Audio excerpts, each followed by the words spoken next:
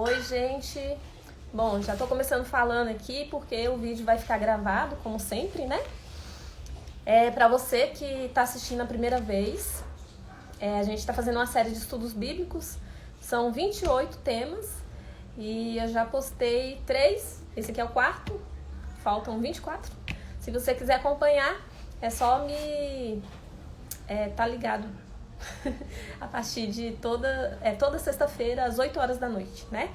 Esse daqui a gente está fazendo às 9, porque hoje teve uma atividade do Clube de Desbravadores, né? Da Igreja Adventista do Sétimo Dia. Aí eu trabalho com os meninos, saí dessa atividade agora há pouco, por isso que eu tô com essa roupinha, tá bom? Inclusive, se você quiser saber mais sobre o Clube de Desbravadores, pode me mandar uma mensagem depois no direct que eu te explico. Se você tiver menina aí, adolescente de 10 a 15 anos, eles podem participar, podem fazer parte.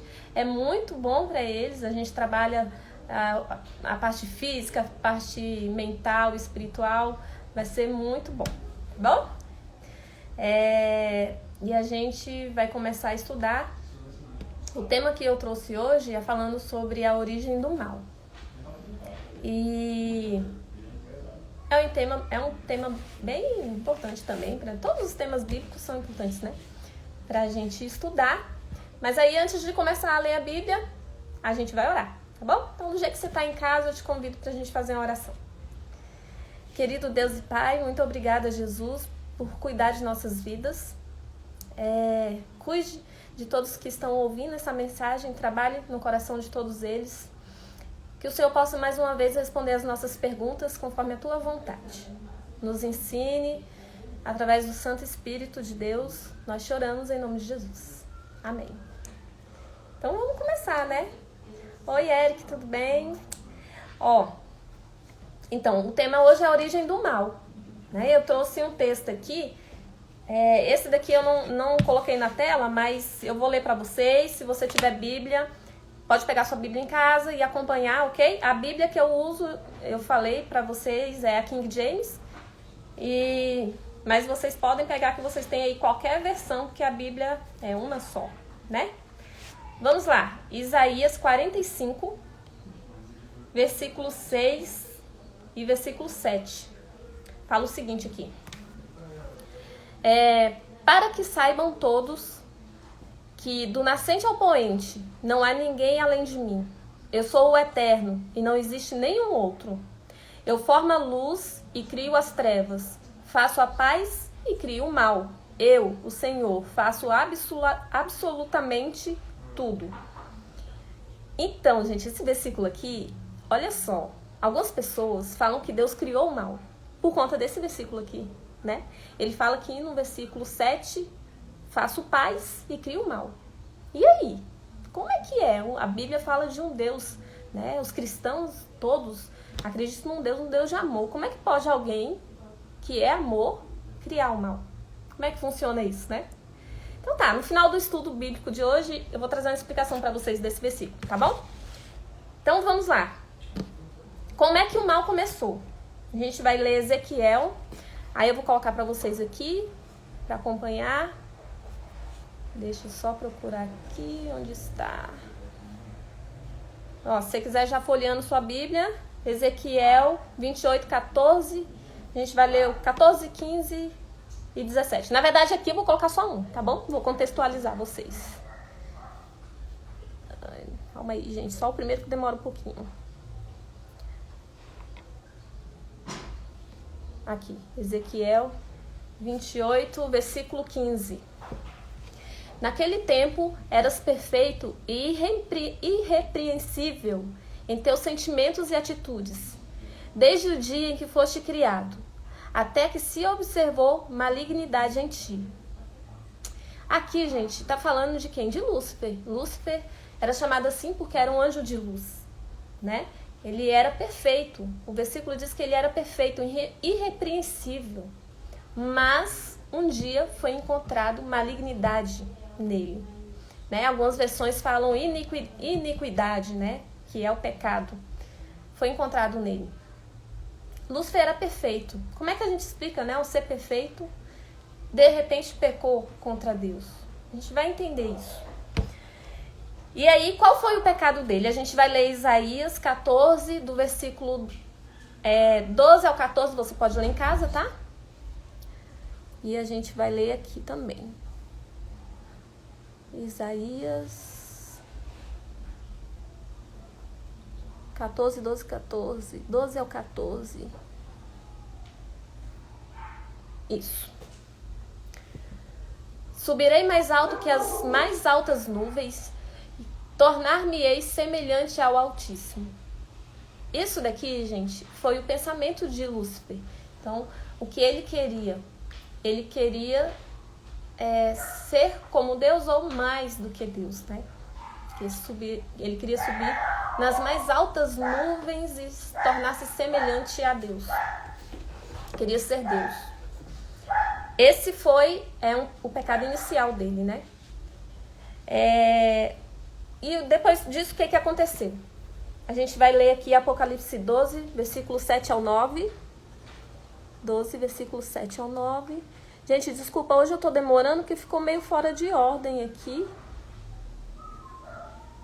Aqui. 12, versículo 7.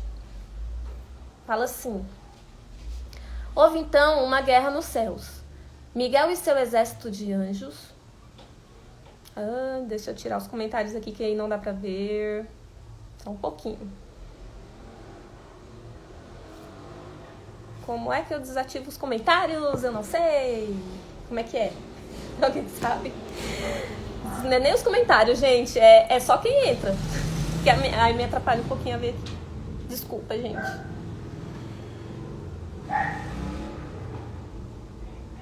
Tá, vamos lá.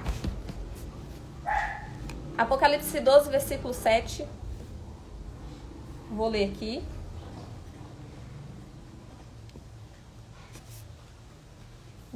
Verso 7 diz o seguinte: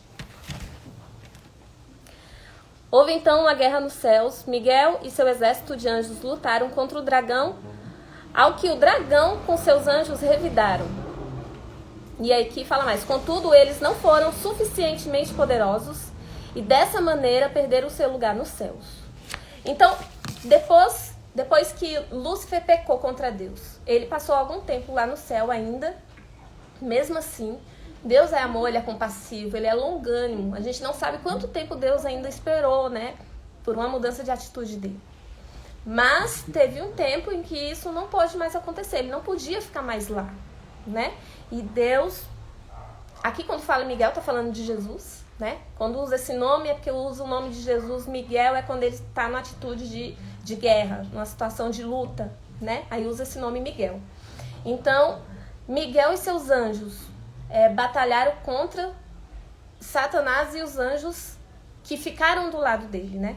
Os anjos não pertenciam a Satanás, porque quem criou todos eles foi Deus.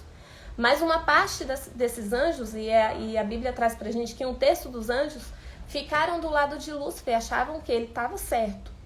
E aí teve essa guerra e eles foram expulsos do céu. E para onde eles foram? Vamos descobrir. Aqui, na verdade, eles foram atirados na terra. Acho que aqui eu vou ler mais pra frente, ok?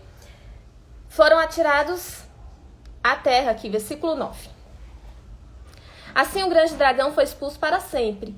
Ele e a antiga serpente chamada Diabo ou Satanás, que tem a capacidade de enganar o mundo inteiro. Ele e seus anjos foram lançados à terra. Ai, que coisa, né, gente? Vieram pra cá. E aí, o que aconteceu depois? A gente sabe que Deus criou a terra, a gente estudou sobre a criação, Adão, Eva, toda a criação, as plantas, os animais, tudo já estava pronto quando isso aconteceu, quando Lúcifer foi retirado, expulso do céu. Ele veio para a terra. E aqui ele encontrou esse casal, encontrou Adão e Eva. E o que aconteceu? Vamos ler lá Gênesis 2, verso 15 a 17. Gênesis 2, verso 15 a 17. Aqui. A gente vai ler o 17, mas você pode ler do 15 a 17 em casa, tá bom? Contudo, isso aqui é Deus falando, tá? Para Adão e Eva. Contudo, não comerás da árvore do conhecimento do bem e do mal, que no dia em que dela comeres, certamente morrerás. ou com certeza morrerás, né? Então Deus aqui, ele deu uma advertência para Adão e Eva. Ele falou assim, ó, contou o que tinha acontecido, eles sabiam que tinha acontecido isso no céu, e falou para eles não comerem da árvore do conhecimento do bem e do mal, né? Foi uma advertência que Deus deu para Adão e Eva. E falou o seguinte, ó, se vocês comerem, vocês vão morrer. Porque até então o homem e a mulher tinham vida eterna, né? Eles podiam usar da árvore que dava vida eterna para eles, né? Que é a árvore que a gente chama que é a árvore da vida. E aí Deus deu essa advertência e vamos ver o que aconteceu em seguida. Gênesis 3, a gente vai ler o versículo,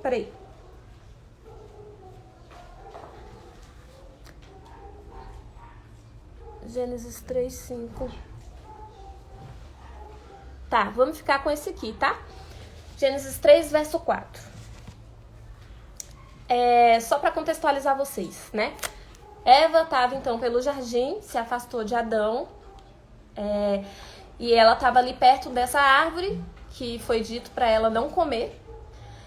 E ela estabeleceu uma conversa ali com uma serpente. Gente, uma serpente falar já não é comum, né? E a gente até comentou em outros estudos que Deus fez um jumento falar, né? E aqui um outro animal vai falar, só que não foi Deus que fez isso, tá?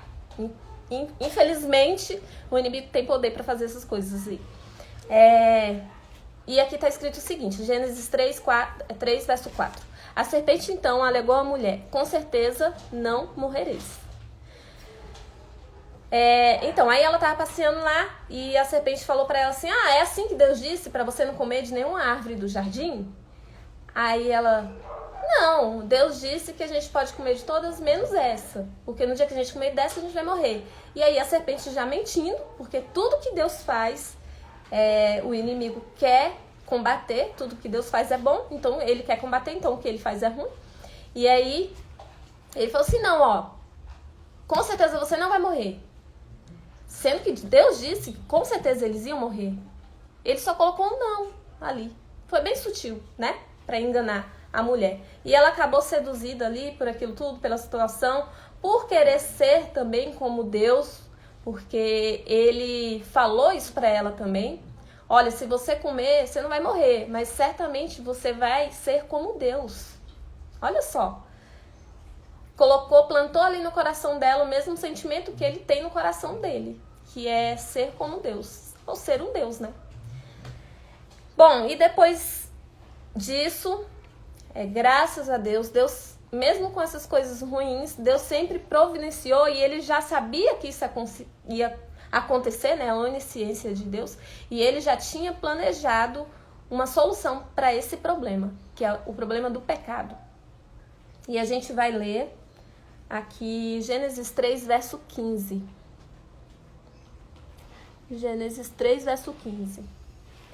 E diz assim: estabelecerei inimizade entre ti e a mulher, entre a tua descendência e o descendente dela, porquanto este te ferirá a cabeça e tu lhe picarás o calcanhar.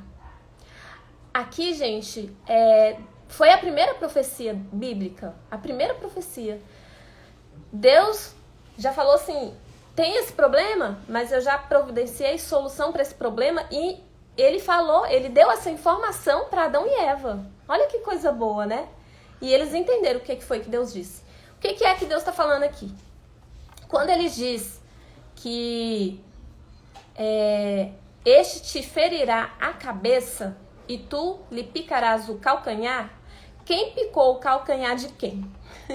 A serpente é quem pica. Ela picou o calcanhar de um homem, no caso. Da descendência de um homem. Que no caso é a descendência de Adão, que foi de Jesus. Quando foi que ele picou o calcanhar de Jesus? Quando Cristo morreu na cruz. Quando Cristo morreu na cruz, foi, como se diz, foi uma vitória muito passageira para ele. Porque ele fez Jesus sofrer. E ele não gosta de Cristo. Então fazer Jesus sofrer para ele é uma vitória. Mas aquele sofrimento passageiro de Cristo, né? A gente sabe que ele ressuscitou ao terceiro dia, a gente vai estudar isso mais pra frente. Na verdade foi uma vitória, porque através daquele sofrimento da morte de Cristo na cruz, nós podemos hoje ter salvação, se a gente quiser, né? A salvação é de graça, mas não é imposta, é só se a gente quiser. Então tem uma solução, a gente tem um problema, mas Deus já estabeleceu uma solução para isso. E quando é que a cabeça foi ferida? E a cabeça de quem foi ferida? A cabeça de Satanás. Ainda não foi ferida, mas vai ser esmagada quando Cristo retornar, levar os salvos, fizer novos céus e nova terra, e quando ele destruir de vez Satanás de forma eterna. Ele vai acabar, nunca mais ele vai existir, né? Isso vai acontecer, a gente vai estudar mais pra frente, tá? Mas aí você já fica sabendo do que se trata essa profecia. Deus trouxe uma solução pra gente. E hoje, mas isso aí foi na época de Adão e Eva. E hoje, como é que Satanás continua o serviço dele, né? Serviço de enganar as pessoas. A gente vai ler aqui 2 Coríntios 11, 14 e 15. 2 Coríntios 11, 14 e 15. Você pode ler, tá? A gente vai ler o 14 aqui. E essa atitude não é de admirar, pois o próprio Satanás se disfarça de anjo de luz. Portanto, não é de... Ai, gente, peraí. Aqui não tá dando pra me ler. Desculpem. Só um minutinho.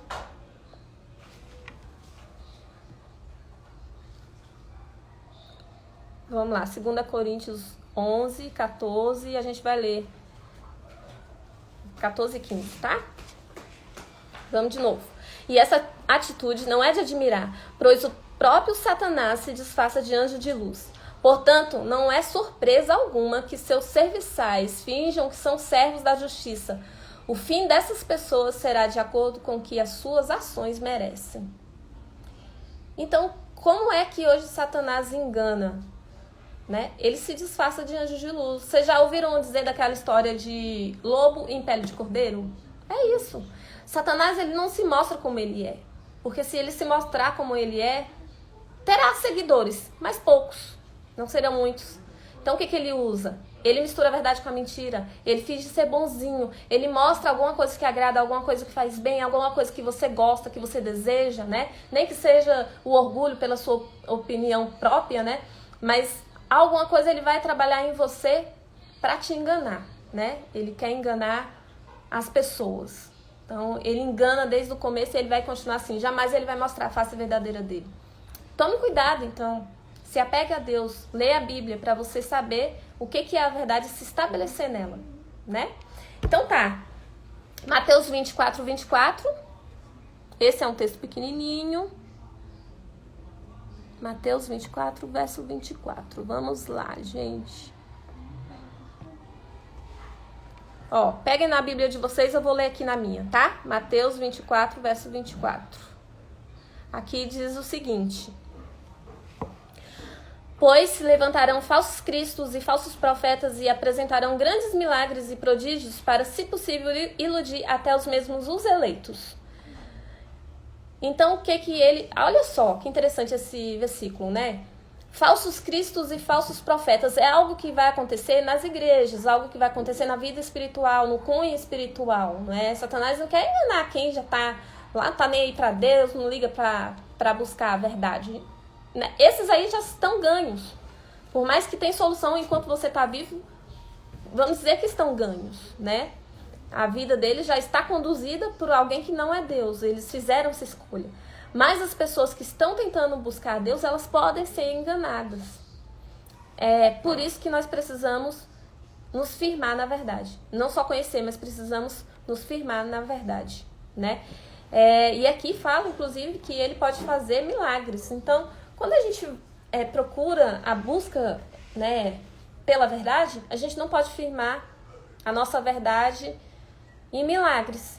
A gente viu aqui no primeiro estudo que a Bíblia é a verdade e a gente precisa firmar a nossa fé nela. A gente não pode ficar acreditando em milagres ou em que outras pessoas estão falando sem a gente buscar, sem a gente buscar pessoalmente a palavra de Deus, estudar e entender. Porque qualquer um pode chegar e te enganar se você não sabe nada, se você não está filmando, se você não está procurando, se não está buscando, qualquer um que te falar alguma coisa, você vai ser levado aí, como diz a Bíblia, por qualquer vento de doutrina. Entendeu? Então a gente precisa se firmar na verdade e não ficar muito admirado com a questão dos milagres. Porque Satanás tem poder de fazer milagres, sim. Ele tem poder e ele vai usar isso para te enganar. Então tome cuidado. Vamos lá agora ler Mateus 24, o verso também 24 ao 28 diz o seguinte.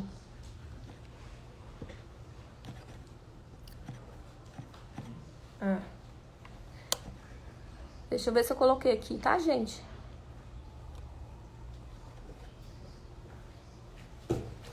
Não coloquei. Eu vou ler aqui na minha Bíblia. Então, tá? E aí, vocês podem acompanhar na Bíblia de vocês, ok? Então, aqui, vamos lá. Mateus 13, verso 24 ao 28. Aqui diz o seguinte. É sobre uma parábola, tá? A parábola do joio e do trigo. Aqui diz o seguinte. Jesus lhes contou outra parábola. O reino dos céus é semelhante a um homem que semeou boa semente em seu campo. Entretanto, quando todos dormiram, chegou o inimigo dele, lançou o joio no meio do trigo e seguiu seu caminho. Assim, quando o trigo brotou e formou espigas, o joio também apareceu. Os servos do dono da plantação foram até ele e perguntaram: Senhor, não semeaste boa semente no teu campo? Então, de onde vem o joio? Ele, porém, lhes respondeu: Um inimigo fez isso. Então os servos lhe propuseram: Senhor, queres que vamos e arranquemos o joio? Eu não vou continuar, mas depois você pode continuar de ler essa parábola em casa, tá?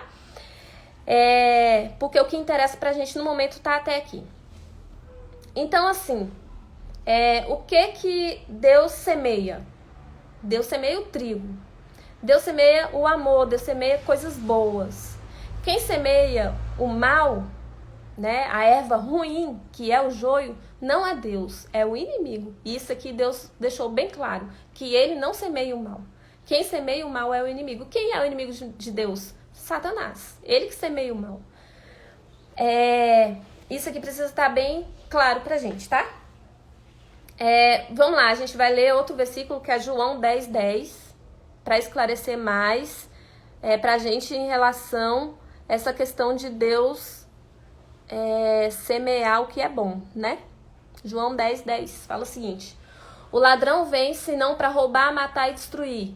Eu vim para que as ovelhas tenham vida e vida em plenitude. Então, quem é que vem para roubar, matar e destruir? Não é Deus. Não é Deus. É o ladrão. Quem é o ladrão? É Satanás. Deus veio para que a gente tenha vida, e vida eterna, e vida em abundância, e vida em plenitude, né? Outras versões vão falar assim. Então, como a gente viu lá no começo, a gente teve um problema com o pecado, a gente fez uma escolha errada, né? A humanidade, né? Através de Adão e Eva, fizeram uma coisa errada, mas Deus providenciou o lado bom de tudo, que é a oportunidade de salvação. Deus veio para que a gente tivesse vida eterna novamente. E em abundância, uma vida boa, e não vida eterna em sofrimento, tá? Então aqui deixa bem claro, bem separado, que Deus semeia coisas boas e Deus quer coisas boas para os seus filhos.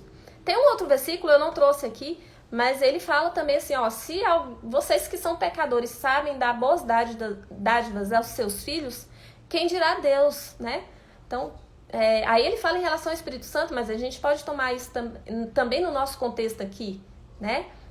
De coisas boas. Então, se a gente quer coisas boas, quem dirá Deus? Deus é que quer mais ainda, porque ele conhece o que é o bem de verdade, o que é ser feliz de verdade, o que é ter paz de verdade, tudo. Em plenitude é só Deus que conhece, e ele quer isso para todos nós. É tanto que chegou ao ponto de Cristo morrer na cruz, né? Deus sair do céu, ele não precisava fazer isso, ele estava lá no seu trono, em paz, né? E ele não precisava sair do céu, morrer aqui para salvar o ser humano. Ele quis fazer isso por amor ao ser humano. Então Deus é amor. A gente vai ler um outro versículo aqui. É o último versículo que a gente vai ler, mas na verdade nós vamos ler 2, tá? Mas assim, antes de ler isso, eu sempre começo falando algumas curiosidades, né? Quando dá pra ter curiosidades a respeito do tema. Mas infelizmente sobre esse tema não tem como eu trazer curiosidades, né? Porque é a origem do mal, não tem curiosidade sobre isso. Mas eu quero levar vocês a lembrarem de algumas situações que a gente tem passado atualmente, né? Que são bem tristes, mas que ganhou repercussão bem grande. Que foi a questão lá do menino Miguel, de 5 anos, que foi uma criança que foi deixada só, que é chamado isso aí de abandono de incapaz, né? Por uma pessoa que deveria ter cuidado dele, que era uma criança, né? Todo ser humano tem dever de cuidar do próximo, de uma criança, inclusive na Constituição isso é previsto, né? A proteção da criança é dever do Estado, da comunidade, da família, não é só do pai e da mãe. E infelizmente esse menino entrou no elevador, vocês viram, né? Foi pro 9º andar e caiu ali, ou pulou, a gente não sabe o que aconteceu com ele, é uma criança. Pulou do prédio, infelizmente faleceu, e quando a mãe chegou, o menino ainda estava vivo, então a mãe é um horror. Ela viu ainda toda a agonia do menino, isso é uma coisa muito triste. E aí, teve um outro caso também, que foi da menina de 10 anos, que ficou grávida do pai, do tio, era abusada pelo tio desde os 6 anos de idade. E aí ficou grávida e teve todo levantaram-se vários questionamentos a respeito do que os cristãos pensam a respeito do aborto. Porque o Estado autoriza o aborto quando a situação lá envolve um estupro, né? E foi o estupro de uma criança. E aconteceu esse aborto e tudo, e teve uma grande discussão aí na mídia. Mas eu vi, inclusive, até um caso de uma criança de 10 anos lá na Europa que sentiu mal, sentiu dor de estômago e ela reclamou de dor de estômago, os pais levaram para o hospital, quando chegou lá ela teve um filho, estava grávida e ninguém percebeu. E depois, quando a criança foi questionada, ela disse que tinha relação sexual com o próprio irmão, e um irmão de 13 anos. E assim, são coisas horríveis que acontecem, que a gente não entende. A gente está vivendo aí uma pandemia, eu vi alguns dados aqui até o dia 10, que os números estavam em 129.522 óbitos, quando eu vi. Acho que quando você estiver assistindo isso aqui, com certeza já vai ter aumentado, né? Mas a gente viveu também aí em 1918 até 1920, a gripe espanhola também, que matou muita gente, né? Milhões de pessoas. Muita coisa ruim. Teve a Segunda Guerra Mundial, que matou mais de 6 milhões de judeus, que matou, fora isso, né, matou muitos homossexuais, muitos negros, muitas pessoas que não estavam incluídas ali no que eles achavam que era o ideal de ser humano. Mas, gente, aí a gente se pergunta, né, onde está Deus? Será que Deus realmente é amor? Ele tem poder sobre essas coisas? Como é que se explica um Deus de amor e a gente está vivendo num mundo desse? A gente sabe, quem procurou isso, infelizmente, foram os nossos primeiros pais, né? E se a Bíblia está dizendo que Deus é amor, isso a gente vai ler, tá lá em 1 João 4, verso 8. 1 João 4, verso 8. Deixa eu ver se eu coloquei aqui, gente, para vocês acompanharem aí. Eu coloquei, tá? Aquele que não ama não conhece a Deus, porquanto Deus é amor. A Bíblia está dizendo que Deus é amor. E o que é amor? Vamos ver o que a Bíblia fala sobre amor. Mateus, deixa eu ver se é isso mesmo. Mateus 13, 24, 28. Deixa eu ver aqui, gente.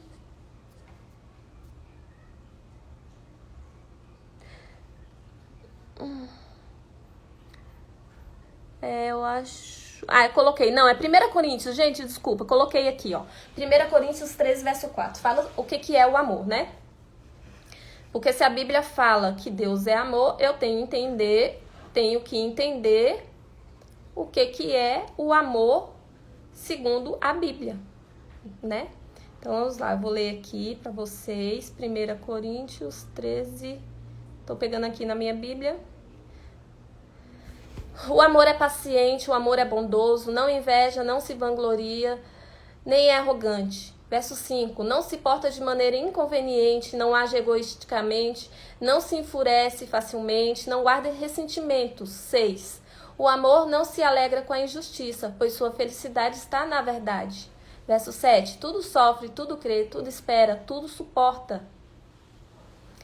Gente, o amor, então, segundo a Bíblia, ele é bondoso. E ele não se alegra com a injustiça. Então, se Deus é amor, Deus é bondade e Deus não se alegra com a injustiça. Então, jamais ele vai fazer o mal. Aí vocês lembram do primeiro versículo que eu li lá no começo do estudo? Isaías 45, 6 e 7. E como é que a gente explica se lá está falando que Deus criou o mal? Vamos ler Isaías 40. Isso vai se explicar em Isaías 47, versículo 11. Isaías 47, versículo 11 diz o seguinte.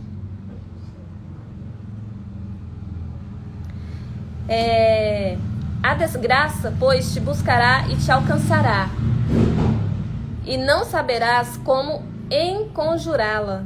Eis que cairá sobre ti um mal, do qual não poderás livrar-se mediante qualquer pagamento de resgate. Uma catástrofe que não te será possível antever desabará sobre a tua cabeça. Aqui, gente, isso daqui, vou contextualizar vocês. Por que aquele versículo diz que Deus criou o mal e qual a ligação que ele tem com esse versículo aqui? Babilônia era um império ímpio, um império ímpio, que fazia o que não agradava a Deus. E ela passou da medida, né, do que Deus poderia tolerar. E Deus estabeleceu aqui que ela ia ser findada. Que dali, porque por mais que as coisas ruins aconteçam no nosso mundo e a gente que às vezes dá uma aparência que está tudo fora de controle, não se engane. Não está fora de controle, Deus está no controle. Então o que Deus fez ali? Ele falou que ia destruir, que ia acabar com esse império.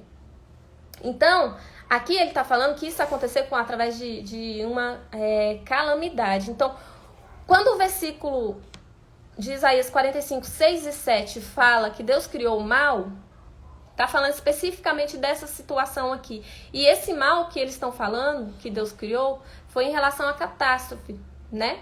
E calamidades também. Não está se referindo ao mal moral, né? Que é ao mal que o ser humano pode fazer um ao outro. Não é esse. Deus não criou o homem mal. Pelo contrário. Deus criou o bem. Quando Deus criou Lúcifer, Deus não criou Lúcifer mal. Ele criou um ser bom, um ser de luz, né? Que a Bíblia fala que ele era um ser de luz. Mas o que Deus também colocou quando ele criou todas as criaturas dele? Ele, assim como a gente tem a oportunidade de salvação, Deus também... Desculpa, gente. Hoje eu tô fazendo na sala, por isso tá barulho assim. Quando Deus criou... Então, hoje a gente tem a oportunidade de salvação. Por que nós temos essa oportunidade? Porque Cristo morreu na cruz e nos deu essa oportunidade. Mas quando Deus criou o homem, Deus também deu uma oportunidade para ele. Uma oportunidade de não concordar com ele. Por quê? Deus não quer que ninguém o siga e o sirva por obrigação. É o que a gente chama de livre-arbítrio, né? Então, Deus não criou o mal em si. Ele criou uma oportunidade de você escolher segui-lo ou não. E, infelizmente ou felizmente, o contrário de não obedecer e de não amar a Deus é destruição. É o que João 10:10 fala, né? É morte, é roubo, é destruição. E com Cristo a gente tem vida, a gente tem paz, né? E tudo isso em abundância. Então, assim, o convite que eu quero fazer para você hoje é que você escolha, né? Escolha estar do lado de Deus. Porque Deus, ele é o amor. Ele é perfeito. Nele não existe mal, né? Tem um versículo bíblico também que diz bem assim, e eu vou fechar com ele aqui. Eis que hoje eu te proponho a vida e a morte. Escolhe, pois, a vida para que tenhas em abundância. Então, assim, Deus hoje está te dando a oportunidade de escolher 2 caminhos. Escolhe o caminho certo. Escolhe o caminho que vai te dar a vida eterna, que vai te dar paz, né? E não se engane com as coisas superficiais. Tudo que é superficial pode ser perigoso. Então, o estudo da Bíblia ele precisa ser profundo. Então, todos os dias busque a Deus em oração e com o estudo da palavra dele. Contemple também, né, a Deus através da sua natureza, né? Tudo que a gente já estudou até aqui. Então, é isso, gente. Que Deus te abençoe, cuide de você. A gente vai orar e sexta que vem a gente vai estudar novamente, ok? Vou deixar salvo aqui para o pessoal assistir. Um abraço para todo mundo, vamos orar. Querido Deus e amado Pai, obrigada, Jesus, porque o Senhor nos deu a oportunidade de salvação. Obrigada, Senhor, porque Tu já sabias tudo o que ia acontecer. Tu sabias que esse mundo é terrível, que tem muitas coisas ruins. Tu sabias, Senhor Deus, que a gente ia sofrer aqui, mas o Senhor já providenciou a solução do problema. Nós te agradecemos porque mesmo com todas as dificuldades aqui, o Senhor não nos abandonou. Está conosco todos os dias. Que o Senhor possa nos dar conhecimento, Senhor, da verdade a cada dia, para que através da Tua palavra a gente possa ter paz, para que a gente possa ter também a certeza e a esperança de que um dia Jesus vai voltar e vai fazer novas todas as coisas. Nós te agradecemos, Senhor, por tudo. Abençoe a todos os que vão assistir. Abençoe a minha família também. Abençoe os desbravadores. Nós te oramos em nome de Jesus. Amém. E se você tiver qualquer dúvida, me chama no direct, tá bom? A gente, sabendo, a gente responde. Se a gente não souber, a gente procura quem sabe. Um beijo pra todo mundo.